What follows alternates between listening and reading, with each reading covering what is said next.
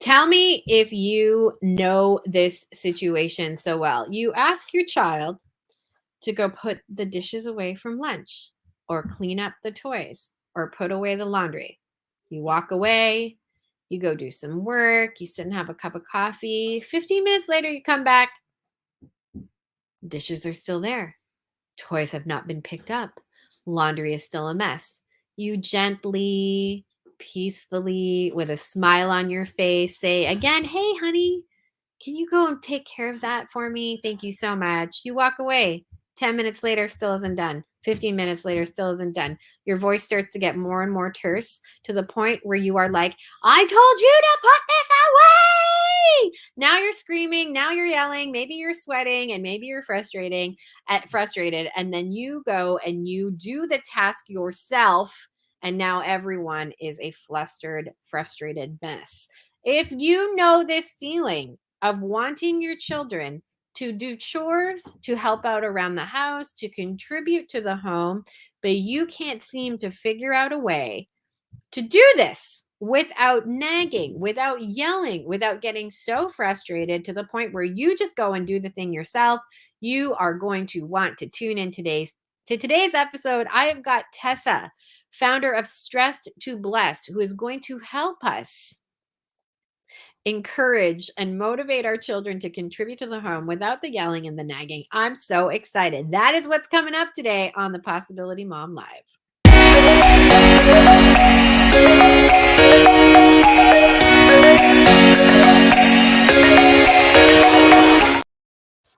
I really want to hear it straight from you. Tell me in the comments if you are watching this live on YouTube or Facebook. If you're listening to this after the fact, please DM me at Lisa Canning on Instagram.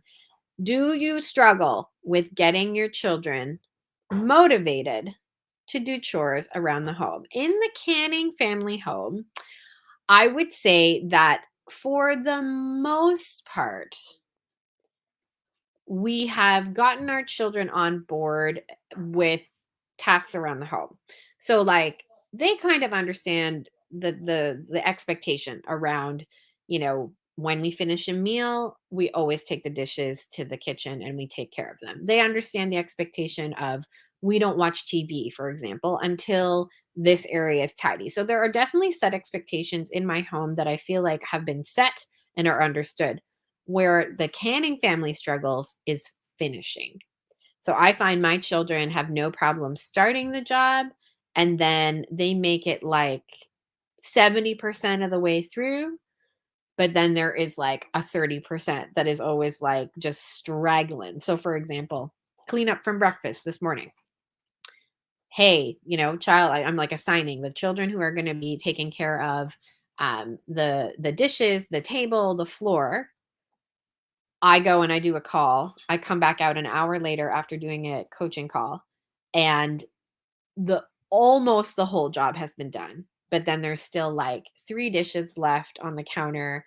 There's still like one little area that didn't get tidied up. It's like that's what I struggle with in my home. Anyway, I want to hear from you.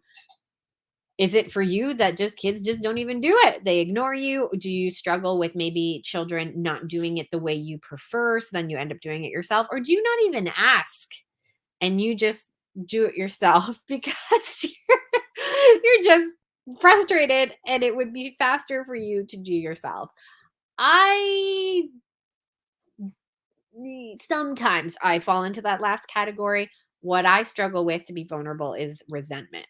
So, like, I might still get my kids to do it, but underneath the surface of all of it is like resentment and like building frustration. So, we're going to have an honest and open conversation about this. I'm bringing on the beautiful Tessa, who has created this program and membership community to help us do all of this. Everybody, welcome to the Possibility Mom Live. Tessa from Build a Country Home. How are you today, Tessa? I am doing really good this morning. I'm so Yeah. glad to hear that. All right. For anybody who is not familiar with you and your story, please share with us who you are and what you do. Okay, well, as Lisa mentioned, my name is Tessa. I live in southern Alberta with my husband, and we dairy farm together down here. And we have 5 kids, currently building number 6, due in a few months. And it's very exciting. Lisa and I actually met when I was pregnant with my 5th. So we've been developing this back and forth for many, many years. So it's really cool to hear you talking about where you and your kids are today versus when you and I first got to know each other. Oh my gosh, I run an online platform called Build a Country Home, where I offer homemaking and mothering encouragement, advice, coaching, resources, because people think 5 kids is a lot. And I mean, I guess it kind of sort of is. But at the same time, one thing that they're always struck by when I speak about my mothering journey and my experience with my kids is that it doesn't have to be hard. I truly think that being a mom is one of the most amazing gifts that we ever get as women. And it shouldn't be hard. And I see these like memes where it says you can have clean, what is it? The clean home, the happy kids, or a peaceful mom, and you have to pick one or two. That's not true. I totally don't believe that and don't buy into that hot mess mom theory. Trust me when I say I've had my hot mess mom moments, but to stay stuck there, but there are skills and mindsets that you can learn to move past that. So yeah. naturally, with 5 kids, a dairy farm, like 40 chickens, we decided to add a puppy recently, which is super fun. Now, to be fair, she's mostly going to be an outside puppy, but because it's winter here and I feel kind of bad. Technically, she's like a winter hardy dog, but I feel bad leaving her outside or in the barn all day. So she sleeps in the barn and then we bring her in the house, which is super fun. I also homeschool for my 5 kids. So we've got a busy household. All right, so I need to pause for just a moment and have everybody really paint the picture of what your home goes through every day. So remind me again, how many cows are currently on your property? We've got about 300, including young stock. Okay, so everybody just close your eyes for a minute. Do it safely if you're, driving or walking, whatever. But like picture 300 cows, 40 chickens, an outdoor dog, this large property, all the things that cows come with. Poop.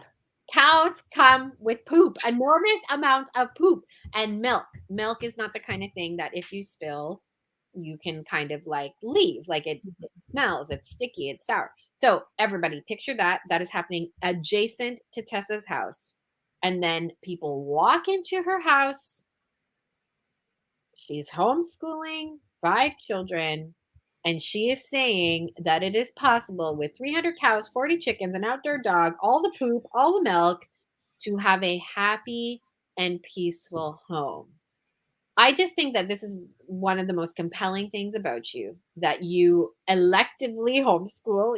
Like a lot of people are electively homeschooling today, but like you were homeschooling before homeschooling became cool, like and so your home is constantly in use. You don't have periods of the day where your home is quiet and serene. Like no, practically every moment of the day there is somebody in your home working hard. It gets worked out. And yet you have this like peaceful, joyful approach to getting kids involved. I witness it. I see it on social media. Like you are not the one who is constantly vacuuming. You are not the one who is doing every dish. I observe you on calls with me in my mastermind community, on one-on-one calls with me. I observe you with me, and other people are taking care of the home. And that is one of the things I find so, so, so interesting about you. One quick thing before I turn it back to you with a question.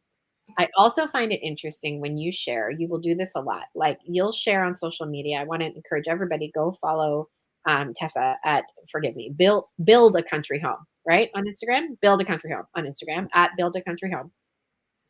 She'll be like, I was just on a call with Lisa and I just want to show you what I came out to. And then you will share a clean house and like idyllic images of your children playing board games together. Now, of course, let's live in reality. I know, and you know, and we all know. Is it like that every single time? Probably not. But I observe that it's like that a lot. You have somehow cracked this case on your children taking care of your home without you. So, Tessa, Mhm. Tell us how. Like, where does one begin when they look at their home and they're just like, no, I'm a disaster. There is no way I could ever incorporate or get to a place of peace, especially a place of peace where my children are involved in running the house, in doing these chores, in contributing in a meaningful way. Okay, Mhm. where do people begin, Tessa? So I think what you stated was it's not always perfect.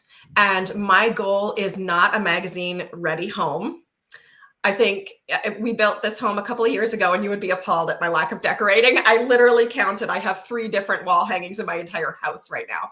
So, magazine ready is not my thing, but definitely peace and teamwork and cooperation, family unity has always been really huge. The reason why we started homeschooling, my eldest was actually 2 weeks old when we decided when I decided I wanted to homeschool. And then I figured I had 5 years to convince my husband, and I did. So yeah, we've been homeschooling since the beginning. And it was really because I love my kids and I love being around them. And I know that not everybody can say that honestly, that they're okay with being around their children. But wouldn't it be easier if you had family unity and peace and you were able to create relationships between yourself and your children and between your children where it's kind of a no-brainer to contribute to each other's lives rather than to like go off your separate ways. And when I was a mom, people thought that was kind of naive. Mm. Now that I've got 5 kids, including a couple of like a teenager and a preteen, my eldest is turning 15 this spring, and people are more likely to take me seriously, which is kind of nice. But the mentality has been there since the beginning. And I speak to a lot of moms, and I don't think any mom ever desires to have disunity within her family. But again, it comes down to how do you get that? How do you get that cooperation from your kids without the fighting and nagging? And like you said, it's not idyllic all the time, but currently I have 4 of my kids are upstairs entertaining each other so that my little ones don't come bang on the door. And my eldest is baking bread because we're having a whole ton of company come over on Sunday. So he is on making bread duty. And they respond with, yes, mom. And it's not an overnight journey. So, what you had shared about your kids earlier with cleaning the kitchen, I remember a few years ago we talked about this, and you were kind of at the point where you were feeling like you had to do it or hire out to somebody most of the time. And then there was a perspective change in your mind at some point where you're like, oh, I guess the kids could contribute. And that's the biggest thing is that when you recognize that your kids are supposed to be contributing, there are really 2 big factors when it comes to getting kids to contribute with a positive attitude. And again, using the term positive attitude a little bit loosely, I won't say my kids never grumble, but they also understand the expectations. So the first one is it's a homeschooling term. We always say character before academics. Your child is not going to do their math homework if you are fighting with them about character issues all days. So the first is character before homemaking chores. And then the second is making sure that they actually know what they're doing because we have expectations on our children that they just may not be able to fill. So I'm going to ask you, Lisa, have you ever said, okay, I've got this massive project that I need to do for my business, got, whether it's graphics to create, spreadsheets to create, and then you go and sit down and you kind of buffer a little bit. Have you ever done that? Of course I have. Like, oh my gosh, yes, multiple times. Yes. Okay, so why are we expecting our children to be any different? Yes. So I need to interject really quickly here. I think this is such a key. It's like what you're describing is what I talk about in business all the time. I mean, you've been on the receiving end of it. There's the mindset piece, right? So Mhm. there's always a mindset piece of anything that we're working on, business, motherhood, and in the conversation today, homemaking. If we think it's impossible to have a peaceful, sanitary home, chances are that's going to show up in our result line. Like we're just going to believe that it's impossible and then we live in clutter forever, right? But Mhm. there's also the just reality of do you know how to wash a dish? Do you know how to do the laundry? Like do you know? So like you can have an amazing mindset, but if you just don't have the skill for that task, of course, it's gonna be really challenging. So I think this is really key. Character before chores, and do they actually know what they're doing? Okay, so I wanna Mhm. let's dive into the character piece for first because that is so intriguing to me. You just said something so interesting. They're not gonna do their math homework if they're grumbling about things, if what they're being met with is grumbling from the beginning, we have a different problem, right?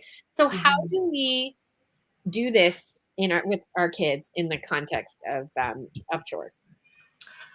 A big mental shift that I personally had to make many years ago was gratitude. And as mothers, we know we are called to serve our family, but we often kind of do it with grumbling. And my home background consists of living in falling down old farmhouses that were not nice at all. I mean, we're talking like literally shingles falling off the sides, dirt floor basements, flooding basements.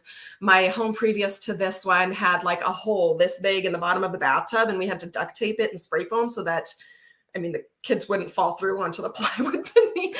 So I know it was pretty horrible. We couldn't afford to fix it, and we knew that we wanted to tear this home down, so we didn't want to put a ton of money into it. We were saving for a new home, which praise the Lord, we were able to do a few years ago.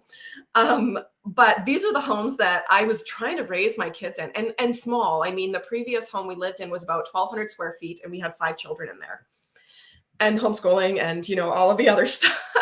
And it was really, really hard. I felt kind of almost suffocated a lot of times by my environment. And there came a point that um, God put in my heart, well, if you're not even be able to be grateful for the current situation that you're in, what makes you think your attitude's going to change if you have a beautiful new home that you love? And I also I think it was actually like on somebody's fitness journey where they said, you cannot hate your body into progress and health. You cannot hate your home into progress and into order. So I realized I had to start coming at it from a place of gratitude. I am so thankful that we have a hot water tank so I can bathe my children or shower them. They couldn't have baths in the warm water. Not all of our homes had running furnaces. Like we had one that we had to manually ignite every single time we came in the door. And I was very thankful we didn't have any children in that house because that would have made things difficult. But then my furnace would kick in the winter time, and Alberta winters are cold. I mean, we're talking -30, -40 for big stretches. And my furnace would kick in. I'd say, "Oh, thank you, Lord, that the furnace is working today." And it started really small like that. And when I started making that mental shift into gratitude, I noticed my children started making that shift as well. And they would say, Mom, I'm so glad I have Lego to play with. And from that point, I mean, gratitude is a starting place. It's a very, very important starting place, but it's just a starting place. If it's not moving you to take action, then you're paused, right? You need to take that next step into action. So then I started saying, you know what? We are so blessed to have a roof over our heads. We can show our gratitude to God by caring for our home. And so this is the mentality that I started scripting for myself, these kinds of phrases, so that I would be less grumbly. And my kids followed suit. So And beautiful. it was so amazing to see their attitude shift. And they would talk to friends who didn't have this mentality, and they would come home from visiting friends and say, well, they don't like their home, but their home's way nicer than ours. Why can't they just be thankful? Mm, And that was when I really realized step one is being grateful for the blessings that God has given you, but then allowing that to move you to action. Is we are so blessed with, I mean, your body is a temple of God. We take care of it. Our home is a foundational place for our family. We're required to care for it from a place of love and service and gratitude, not just for our family. Our family, honestly, let's be honest, it's easy to say no to kids sometimes. It yeah. is not easy to say no to God. And when you start putting your homemaking role in that context, then you as a mother change and your kids slowly follow suit. I just even that simple thing, I'm so grateful for this dish to wash. Like, I'm so grateful for these, socks I'm folding. Even just that very small shift. Okay, I want to just highlight something you said. We can't hate our bodies to lose weight. Like hating your body. as your vehicle to lose weight, trust me, is not going to work. And I think it's similar. Like, we can't hate our homes and be like, oh, if only I had a bigger home. Oh, if only I had whatever. Or like, I don't know. Oh, I don't have time for this. Like, we can't hate the task. But I Mhm. also want to say, this is going to sound really bold. We also can't hate our children, like we can't. And I think, and this is a nice segue into our next thing. Like, I know that I can get a little frustrated if a job isn't done Mhm. correctly. I'm very choleric. I'm not so much melancholic. So for me, it's not about perfection, but like, I do really like to see a task done and like Mhm. done well.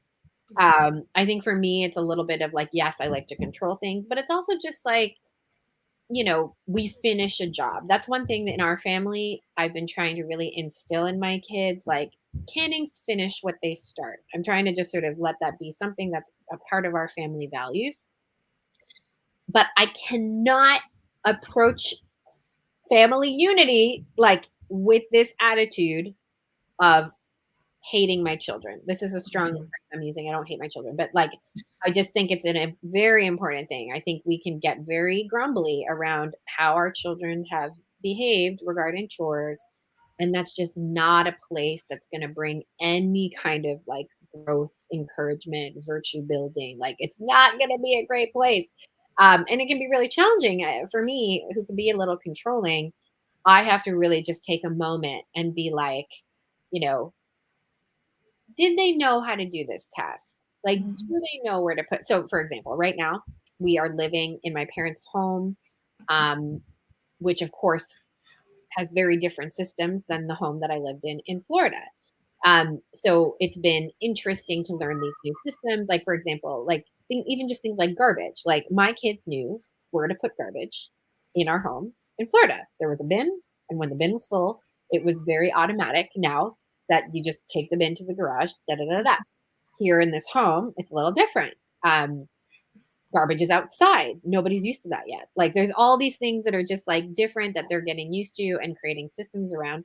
And so I've had to just be very like, ah, we're all learning a new system. Like, we're all, okay. So, character before chores. We can't hate our house. We can't hate our children. Really important.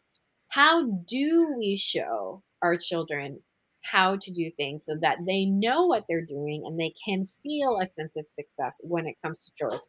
How do we do that amidst the busyness that is mom life? Well, I think you hit on some key points actually that it's still a continuation of family unity and getting to know your kids and their strengths. You mentioned that you are a finisher, but you know full well not everybody is a finisher. It's a skill that it takes some people longer to learn. And I'm in the same boat. I have some children who are really, really great at starting and diving in, and then they get distracted or they get bored. And there are adults who kind of function the same way. These are skills that aren't necessarily strengths in our children, and we can recognize that it's going to take them longer to learn. Accepting the differences between their learning styles and trying to figure out there's actually a process that we need to go through to teach our children these things. And they're not going to be at the same place with every single task, and they're not going to move through each of these steps. I call it show, direct, supervise, inspect. It's like a 4-step thing. All right. So, first, you need to show them. And when I say the term show, I mean not just physically show them how to do it, because some kids will learn visually. And my favorite example of this is when my husband was trying to teach me how to do a full and proper milking system in the barn. So he would take me out, and I had just I think my mom must have had my toddler. No, he was on my back actually at the time. I put my 1 year, 2 year old on my back at the time, and I must have been pregnant with my second or something. And he would take me out to the barn at like 4 in the morning, and then at 3:30 in the afternoon, and he'd run through the whole system. And I'm trying to keep up. And we did this for a week straight. And he's like, "Why aren't you getting this?" And I said, "Okay, I'm going to pause you for a second here." I pulled out my phone and my notes app, and I said, "Okay, what are you doing right now?" I type it in. "What are you doing right now?" Type it in. And then as soon as I had like my written checklist, all of a sudden I could read it and be like, "Oh, I know how to do this." And that was like a pivotal moment in our marriage where he finally understood it's not because I just didn't know how to milk a cow. It was, and I mean, the milk and cow part was easy. It's the whole setup and takedown. There are a lot of steps. And I just couldn't just by watching him. But for him, my husband can watch somebody take apart an engine and he sees enough to be able to build it back together. Mhm. Completely different learning styles. Mhm. So now when you apply that to our children, completely different learning styles. You need to physically show them so that they can watch you. You verbally explain. And some kids are going to need that written checklist to be able to know exactly what to do every step of the way. And just recognizing there are differences in the way that your kids learn. So show right there has several different mechanisms to connect with your children. Then the next stage is you can direct them. You allow them to do it and you verbally walk them through. Or you, if you have a checklist written out that you've made that's beneficial to this child, that covers what this child needs, you take them through that and you direct them. And then you step back and you supervise and you let them kind of struggle and problem solve. So something like teaching a kid to completely clean up the kitchen, there's a lot of steps involved in that. And even when you have multiple children doing it, they don't always know, well, I'm responsible for this, you're responsible for this. So like what you were saying earlier, okay, kid, you sweep the floor, you're the one that's on dish duty, things like that. But then supervising until the job is complete and get them in the habit of completing the job. And at the end of that, you say, okay, did we miss any steps? Is the job actually done? And sometimes we want to skip to just inspecting a lot quicker than our kids are able to handle. Mhm. So you have to kind of go through each of these. And like I said, for something like my kids teaching them to clean the bathroom, there are a lot of steps in cleaning the bathroom. They had very few issues in the kitchen because it's something that they're exposed to regularly. But you don't clean the bathroom top to bottom every single day. So it Mhm. takes longer to teach those skills. Yeah. And especially because your kids are now trying to get old system, new system, you're also dealing with the standards you had for your home versus the standards your mom has for her home. There's a lot of changes in there. There's a lot of moving parts, and you have to figure out for each task what stage your children are at and how you can meet them within their personality and in their learning styles within that stage. I think it's so interesting. I've never really thought about this, although it's now that I'm thinking about it, I'm like, this is so intuitive. Um, Thinking about the temperaments, right? So in this breakdown, show, direct, supervise, inspect. I love this so much. I'm gonna put this to memory. Show, direct, supervise, inspect. Um, and then keeping in mind temperaments. So like for I'll just give her another real-time example. Pancakes. Okay. One of the cool things about being at my mom's house is she has little gadgets and gizmos that I didn't have in my house in Florida. One of these little gadgets is a skillet. I don't know how I've lived without a skillet. So now, in truth, this is okay. This is a long-winded way of telling this story. But when I lived in Florida, my house in Florida that is still there and available for rent. P.S. If you're looking for a winter escape, go to my Instagram and go click on my And bio. it's beautifully decorated, unlike my home. Oh, stop, stop. It is beautifully decorated. It is amazing. Go visit it. Okay. It does not have a skillet, okay? No, be warned, it does not have a skillet. So when I would make pancakes for my family of 11, I'm pulling out 3 frying pans, right? I only owned 3, so I didn't have a 4th one. I have 4 burners. I would have pulled out a 4th one. And I'm making pancakes on like, I'm fitting as many pancakes as I can on these different frying pans, right? And forever I've been like, buy a skillet. If you're not familiar with what a skillet is, it's like a large pan. You plug it in typically, and it just makes, it's a big flat surface where I could probably do 24 pancakes in one go rather than this nonsense of all my little frying pans. Okay. I get to my mom's house.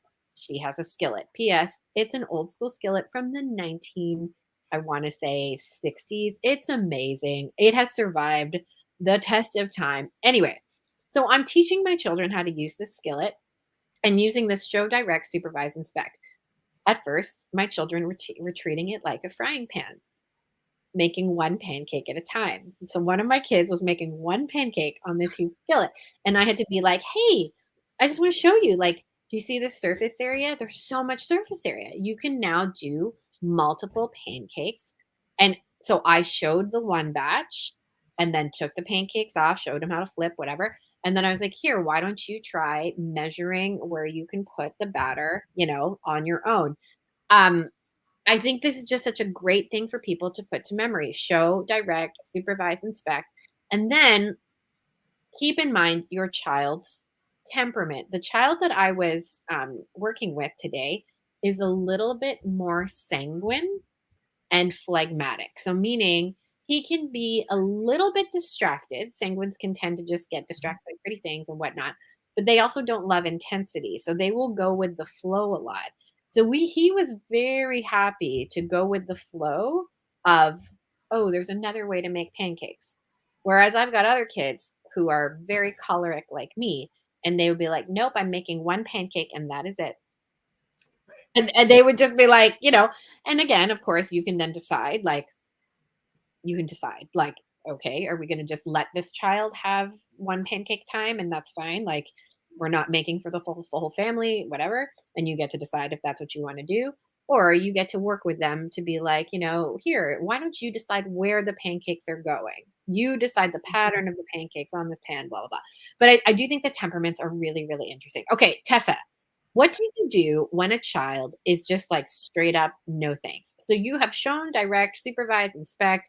You have taken their unique temperament, their personality, their learning style, all the things into account, but they're just like, nope, I'm not doing this. What do you do then? I think sometimes that's mother error. When Mother. I ask my child, hey, could you take out the trash today? I'm opening myself up to the opportunity for this child to say no to me. Oh my gosh. Oh my gosh. Okay, direct quote, avoid mother error. Yeah, just don't give them the option. Oh my gosh, avoid mother error. I have never heard this phrase before. Okay, so don't give them the option. That is so Yes. interesting. Okay, but still, so then you avoid mother error. You Mhm. say, hey, by 2 p.m., I'd like the garbage taken out. What happens when 2 p.m. comes and goes? Or they straight up are disrespectful to you and say, no, I'm not doing it. Oh, that's a fun one because, like I said, my kids are mostly cooperative, but again, they're still children and I'm still me. I know I have moments where I know what I'm supposed to do and I don't always want to do it. So the first one is natural consequences. I have coached women that say, oh, well, I wanted him to take out the garbage before I'm thinking of the garbage because this is literally a mistake I made with my son. And I ended up having to backtrack and say, oh, you know what? I asked that as a question, but it was actually a directive. You're going to take out the garbage. But anyways, and they say, take it out by 2 p.m. so that you can be on time for your basketball game. And then 2 p.m. comes around. And a lot of times as moms, we want to save them from their consequences. No, the reality is they take it out and then you go to the game. And if they're late, it's on them. That's their natural consequence in that sense.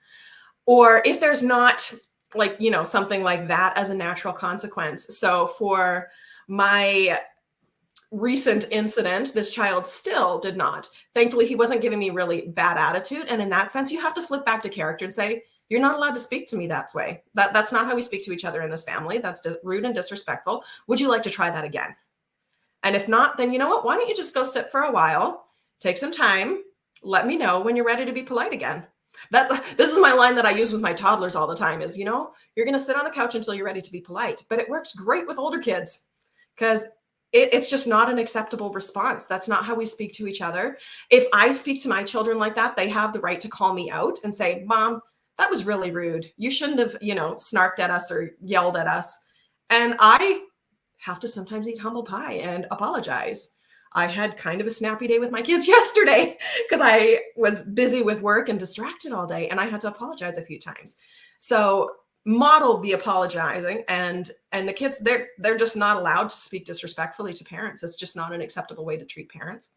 So anyways, back to getting the actual task done is, say it's bedtime by this point and you've told them several times through the day this is going to happen. Or your 2 p.m. deadline, and you say several times, you're just a reminder, you still have to take out this garbage and do it completely. Don't leave the cereal boxes on the floor beside the garbage. You bring it all out. And that one of the natural consequences is like, maybe, okay, we're going to have supper now, but you first need to take out the garbage. Okay, we're going to, it's bedtime, but I am going to watch you every single step of the way. And that's where this is part of our role as a mothering thing. We don't always want to watch the whole time. We feel like they should be able to do it on their own. But at that point, obviously there is something going on in their minds and their hearts that they're not able to do without your support and supervision. the whole time. You kind of go back one, instead of inspecting, you go back to that supervised role and say, okay, I'm going to watch you and you're going to do this. And sometimes you get stubborn children who will stand there beside the garbage and not do it. You've got more experience than they do. Wait. Sometimes you need to wait it out. Like, and I'm speaking like really, really extreme cases. And I have some children that can rival me for stubbornness. So do I, Yeah. absolutely. But you can just say, I've got more experience in this. This is going to happen. It's not an option. Yeah. I can't remember who taught me this, but like, your will is strong, but my will is stronger. Mhm. Somebody taught me that at one point. The other thing that I've learned from my dear friend Kelly Shoup is that sometimes when we are met with defiance or disobedience, we can get a little bit curious around, well, what is it that that disobedience is really expressing? Right. Mhm. So, like, for example, when a child, I'll just like one of my kids, I've learned over time, he has a the term is, I always mess up how to describe it. It's proprioceptive centric, maybe propriocentric. Anyway, it is a sensitivity in the body. So he's my kid who is like constant fidgeting, is Mhm. constantly jumping, is constantly this, is constantly that. And no surprise, when he would do chores, he would like whip the garbage bags. Like, he's a very physical kid.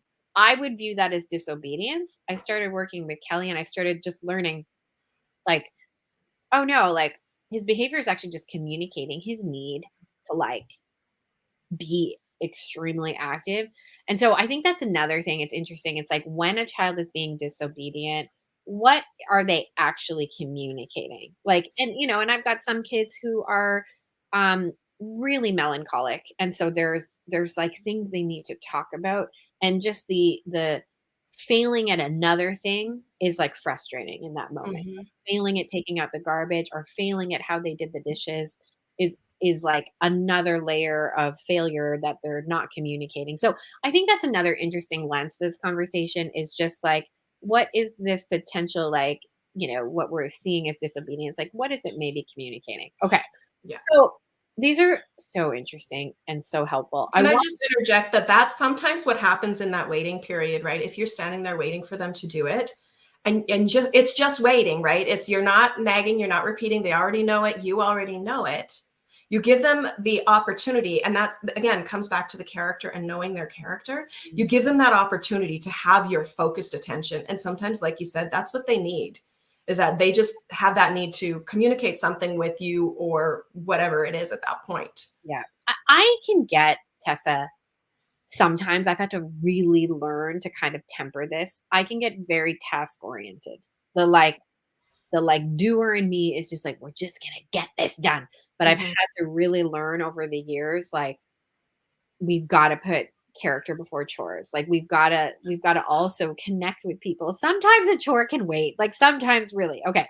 I True. want to address, because it's so important, to the mom who feels like she just has to do it all herself. And I'm not even talking like, I want to qualify that for a moment. Like, when you have small children, you are doing it yourself. Now, there are certain things they can do. So like, just even a 3-year-old can load certain things into the dishwasher Mhm. carefully. A 3-year-old can 100% help you sort laundry. But of course, when your children are like, if your oldest child is 3, of course, you are doing these things yourself.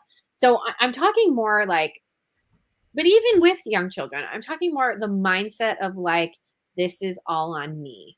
Mhm. And that can become a dangerous place to live. That can become a place where resentment breeds. So, what encouragement would you give to somebody who just really feels like, no, this is all on me? I would say that that is honestly a big struggle for a lot of women of faith because we are called to serve like Jesus served. However, and this is something that I do, I get pushback on this attempt at shifting the culture towards the service of motherhood, is that it does our children a huge disservice if we're doing everything for them.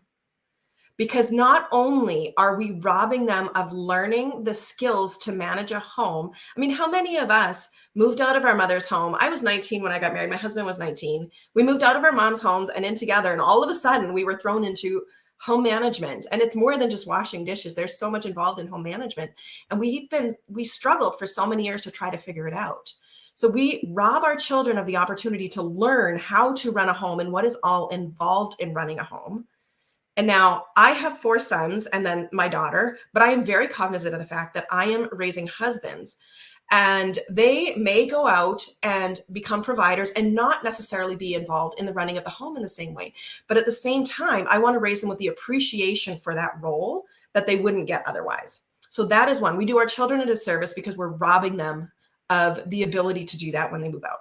Yeah. The second one is we are also robbing them of the opportunity to meaningfully contribute to the family. Oh. And this is something I am super, super passionate about. Imagine that you make the basketball team and you get benched all year. Would you feel like a valued member of that team? Even if you're not that great at, I really shouldn't use sports analogies, like dribbling the ball and getting it in the net, right? Even if you're not that great of a player, the fact that they say, yeah, you're on our team, but they never actually let you contribute is really disheartening. When we tell our children, yeah, you're a member of our family unit. Oh, but I'm sorry, I don't want you doing that. I don't want you to contribute. I don't want you to be valued enough as a member of our team to actually contribute in a meaningful way. And that is such a sad thing. And it starts young. Yes, there are definitely seasons where mom is going to be pulling more of the load, but the sooner that we can make it a team effort, and even with little ones, our attitude as mothers is that we are raising them to be valuable members of our family unit. And there was like a TV show years ago called Wonder Pets, and they sang this little song. I don't know. Do you remember Wonder Pets? Wonder Pets, we're on our way to help the baby Okay. and save the day. Yes, of course. Okay, so what's gonna work? Teamwork. Yeah. There you go. That's like my kids. Only my older ones had seen it when they were little. My littler ones don't know it, but they know that phrase. What's going to work? Yes. Teamwork. Yes. We are all valuable members of this team, and honestly, sometimes it means your 2-year-old is going to empty the dishwasher and slam the dish just a little too hard on the pile. Dishes, you can get them at the dollar store. Mhm. Don't worry about it. Their character and their contribution is so much more important than a broken dish. Yeah, it's just so, like, it's interesting when I watch my 3-year-old Colleen, right? When I say, "Okay, we're gonna watch a movie, but we gotta clean this room up first," she's just observing what everybody does, and she jumps into action. And it's interesting. I haven't actually had to, when we go back to that phrase, show, direct, supervise, inspect, I do notice in my not all of them, but I notice in some of my younger kids, they have just learned by observing the other. Mhm. I definitely have other children who just don't participate in cleaning at all, and that is a work in progress. Tessa, you've shared You know what though? Recognizing it's a work in progress is there's a reason why God gives us 18 to 20 years with them under our roof. So keep working. I love it. Okay. You've shared so many valuable things. I love this. Somebody watching on Facebook is like, "You're awesome. Thanks so much for this." You've created a community that I just think is so fun. I've talked about it here on my channel. You have a stressed to blessed course, and you have just created a membership community to help moms in this pursuit. Tell us more about your brand new community. Okay, so I'll first talk a little bit about the course because it's a self-directed course that really helps you set up. If you are at the point that you don't have any homemaking systems, you don't know what you even want from your kids, that would be a really great starting place, but it is not a requirement to join the community. The community is a place where one of the biggest things that when I coach women on this is they want regular support and accountability. And it's very hard for me to privately coach everyone into that. So what I decided to do is create a place where women can come. You can get regular monthly live group coaching to walk through situational specific things. So if you're struggling with a child that you just can't figure out how to reach this kid, because again, I don't think our kids are bad. That's not a belief that I don't think any of us should have, but it's just I am unable to communicate in a way that this child understands. So let's figure out how to communicate with this child. Or communicating with your spouse about different standards in the home, trying to, hey, how do I fit this homemaking around this current season that I'm in? So really situational specific coaching. You also get regular curated resources. So when you talk about the skillet, some of those tools, I am not a gadget person. It takes a lot for me to invest in some sort of a gadget. Yeah. Part of that was because I was in a 1,200 square foot home with 5 children. Gadgets, there just wasn't any space for it. So, but things like that that can make your homemaking easier, because it really doesn't have to be hard all the time. And curated resources, like there are some really amazing books that I have read on this. If you're a reader, articles, blog posts, that kind of stuff, YouTube videos. I will share those on a monthly basis. And then there's also, and this is one of my favorite things, is celebrating wins. I mean, when was the last time somebody said, "Yay, Lisa, you mopped the floor"? Oh my gosh. And here's the thing. So I really want to encourage everybody, go to the link wherever you are watching this or listening. It is in the show notes, in the description below. Go and take a look at Tessa's community and what she's built. This is something I talk about all the time. I found this very strange when I first became a mom, just how isolated moms can be. And I think it's, again, like, we don't need to go into a long anthropology lesson on it. But we used to live a lot more in community. When I watch the Chosen series, that is always like so fun. I mean, when I watch any period things, one of the things I observe all the time is just how communal the women were. You Mhm. had to go get water from a central source.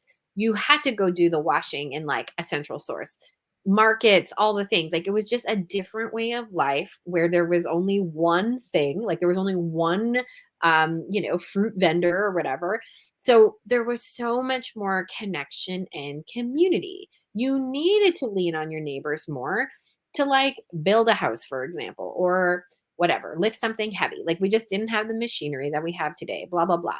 But again, I think we've lost something in that communal way we used to live. Like, I think of biblical times like The Chosen. I'm watching uh 1923 or 32, whatever, the one that's like the prequel to Yellowstone. Like, I just love watching these different time periods because of how moms did life together. And Mhm. so I think it's fine. Like, it's a reality that we do live a little bit more isolated. We do live a little bit more like independent units, but all the more reason we do need somebody to literally be like, "Yay, Lisa." Okay, wait, really quickly before we go, because this is such an interesting story. I watched this YouTube series where a bunch of YouTube moms all took a decade and they kind of lived like a mom from that decade. And one of the moms, I think her name was Emily Norris, she did like maybe the 50s. And she described and did, she showed us in her YouTube video, that an activity a lot of women did in the 50s was washing their front porch. And it was like a thing. It was like a social activity. You'd all wash your front porch, your front steps, but it was like a communal, like, social experience. I thought that was so interesting. So anyway, long story short, we don't have that natural, or we have to work differently today to have that really natural regular connection. And so I love that you're creating this for people so that you can literally be like, "Yay, look. These are the hidden things that, you know, our Lord sees." And of course, there's growth in that virtue. Like, it's beautiful. Mhm. There are so many things that are hidden, but we can also celebrate these things and be encouraged, especially when we think that we're failing, but actually we're doing pretty good. So I just love what you're building here. I love the I just want to say, like, I love the confidence in which you speak on this topic. This is an area that I have struggled with so much, where you have really helped me to shift. And I just want to encourage anybody who feels like they're constantly at the, like, victimhood of their home or at the mercy of their home, like their home is always oppressive, that your home can be a place of, like, lasting family memories, where you create family memories and where you can enjoy it, and like your home can serve you. I just really, like, want to encourage, no matter how big, small, new, modern, like falling apart, farmhouse, modern house, doesn't matter, you can have a home that allows you to be peaceful and, like, facilitate community and real connection. So, Tessa, any And where final do your words? kids want to be, right? How often do teenagers want to go visit their friends all the time? Well, wouldn't it be great if their siblings were their friends? and they wanted to visit at home and they enjoyed being at home. Um, I know you and I both have an admiration for January Donovan, and from the women's school, you are, a strategist in the women's school as well. And this is something she says all the time that I think is very fascinating. She's like, I want to create a home where my children actually would prefer to stay here and spend time with their friends here. And I've always sort of like earmarked that. Oh yeah, that's like really smart. That's really Yeah. cool. Anyway, all right, Tessa, where can people go to learn more about you and your brand new membership community? Well, you can go to, Lisa already mentioned my Instagram handle is at Build a Country Home. My website is www.buildacountryhome.com. And then you can click on the Work With Me tab, and there are links to both the course and the community. But I will say the membership community cart is closing on January 31st. Purely for the reason that I'm having a baby in a couple of months. So I want to get this membership community running smoothly and don't want to have to worry about launching and all of the business stuff involved in that. So if you want to join this launch, now would be the time to do it. And I'm also going to add, if you purchase the course right now, then you will get a year of the membership community for free if you are one of the first 5 to purchase the course. Wait, If you wait, purchase the course, a year free of the membership. If okay. you purchase the course for the first 5 people. If you are not one of the first 5 people and you still decide you want to start with the course rather than the membership community, like I said, they're not reliant on each other, but it's currently 50% off on the so if you buy the course, you can upgrade to the membership community at 50% off. So it's like a 2 for Everybody, go take advantage of Tessa's little special sale. Go on Instagram at Build a Country Home. Tell her you're coming from here, from the Possibility Mom podcast, and let's all like grow in our love of creating unity at home. Thank you so much, Tessa. Thanks, everybody. We'll see you next time.